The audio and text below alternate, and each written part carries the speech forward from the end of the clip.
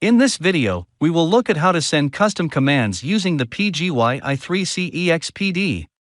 On opening the software, under the toolbar menu, the user can see the Settings tab.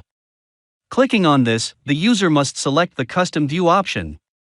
Custom View allows the user to define user-defined commands for the common command codes as specified in the I3C specifications. On opening this menu, the user must click on the Custom Selection option. After this, the Custom View option will be enabled. Here the user can configure the custom commands. First, we have the Command Group option. Under this, there is a list of all the command groups that are reserved. For example, NIPI Camera WG reserved, NIPI reserved, NIPI Sensor WG reserved, etc. Users can select any option. Next, we have the CCC type. Here, the user can select either broadcast or directed. Next, we have the command code. Here the user has to select the command code value in the hex format followed by the transfer type. The user can select either write or read depending on the corresponding transfer type. Finally, there is an option to specify the command name. The user can give a custom command name according to their wish. By default, it will be NIPI Camera WG Result Broadcast 49 as shown. After this, the user has to just click on Add Command and the custom command will be added. The user can also choose to delete the command using the delete icon. Multiple commands can be added here.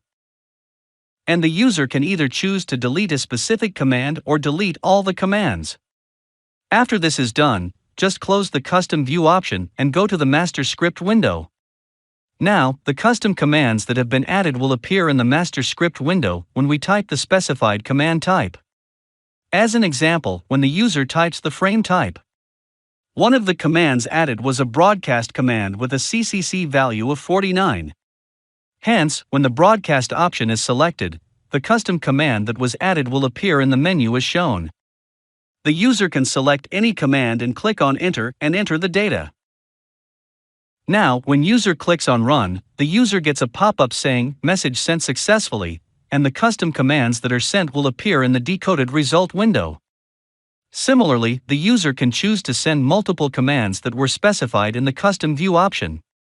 The user can also send a directed command if necessary. Here, we can see the next command was added. The user has to just select it, followed by the data. This is the last command we had added in the custom option. Select the command and then click on Run.